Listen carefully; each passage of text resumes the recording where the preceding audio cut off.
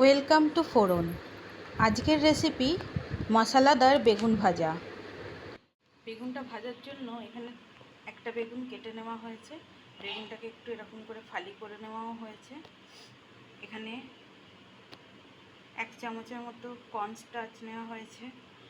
এখানে অল্প একটু চিনি নেওয়া হয়েছে, একদম অল্প। এখানে পরিমাণ মতো নুন নেওয়া হয়েছে। এখানে হলুদ গুঁড়ো আছে, এখানে লঙ্কা গুঁড়ো আছে। এইগুলো সব এখন আমি বেগুনের মধ্যে ভালো করে মাখিয়ে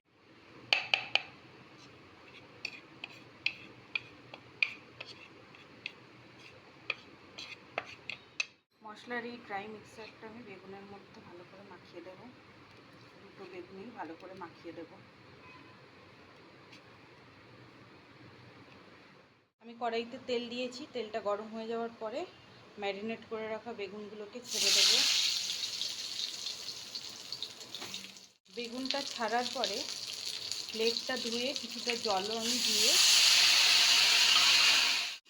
বেগুনটাকে ঢাকা দিয়ে দিলাম।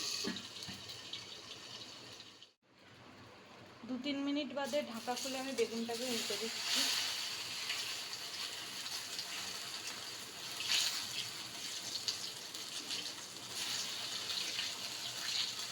তেলটা একটু কালো হয়ে যাবে, কর্নফ্লাওয়ার দেওয়া আছে সেই কারণে। চিন্তার কিছু নেই, বেগুন পুড়বে না। আমাদের বেগুন ভাজাটা করা হয়ে গেছে। আমি তুলে নিয়েছি, কড়া থেকে তুলে নিয়েছি বেগুন ভাজাটা।